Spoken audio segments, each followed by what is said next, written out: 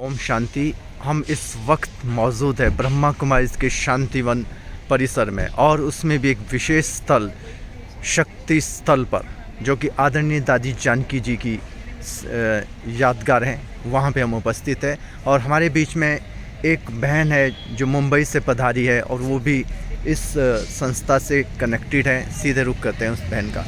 Sister बताइए अपने बारे में संक्षिप्त परिचय। ओम शांति। मेरा नाम बीके रेशमा है। मैं मुंबई जरूर से आई हूँ और मैं यहाँ बाबा से मिलन करने के लिए आई हूँ। यहाँ आकर मुझे बहुत असीम शांति का महसूस हुई। मैं इस ज्ञान में 8 साल से हूँ। और जैसा आपने बताया बाबा से मिलने, बाबा मीन्स परमात्मा से, परमात्मा से किसी मिलना। गुरु या साधु से नहीं है, किसी गुरु और साधु नहीं है, स्वयं परमपिता परमात्मा शिव बाबा से मिलने हम आते हैं, जिसे हम प्यार से हाँ, बाबा जिसे हम कहते हैं। प्यार से बाबा कहते हैं। और दूसरी बात ये कि आत्मा का ज्ञान है ना, या किसी शरीरधारी का ज्ञान नहीं है।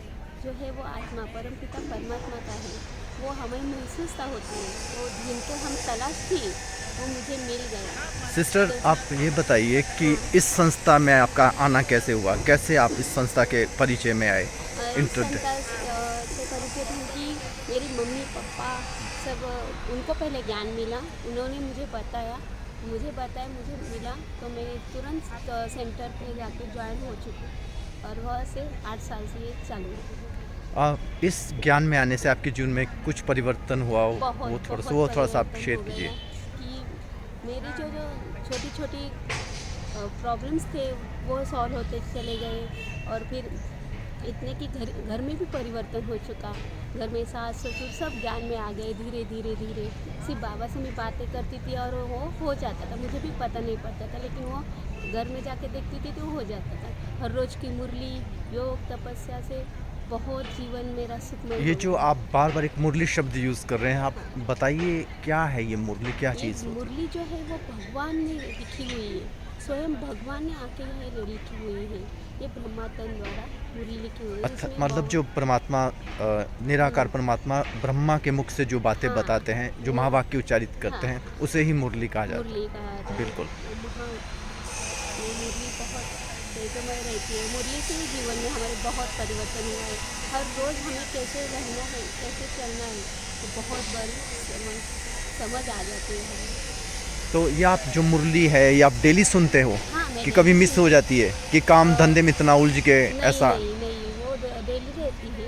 मैं कभी गीता पाठशाला में जाती हूँ और सेंटर पे गुरुवार और रविवार का रहता है। हर रोज़ का गीता पाठशाला में रहता है।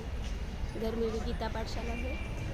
चल सभी सहयोग करते हैं, कोई विरोध तो नहीं करता है नहीं, परिवार में? कोई किसी ने विरोध नहीं किया। वही तो मैंने बताया कि शुरुआत में कब कैसे बाबा ने चलाया समझ में ही नहीं आया था। मैं हर रोज़ का मुरली सुनना, योग करना, बाबा से बातें करना, घर में ऑटोमेटिक चेंज होता गया।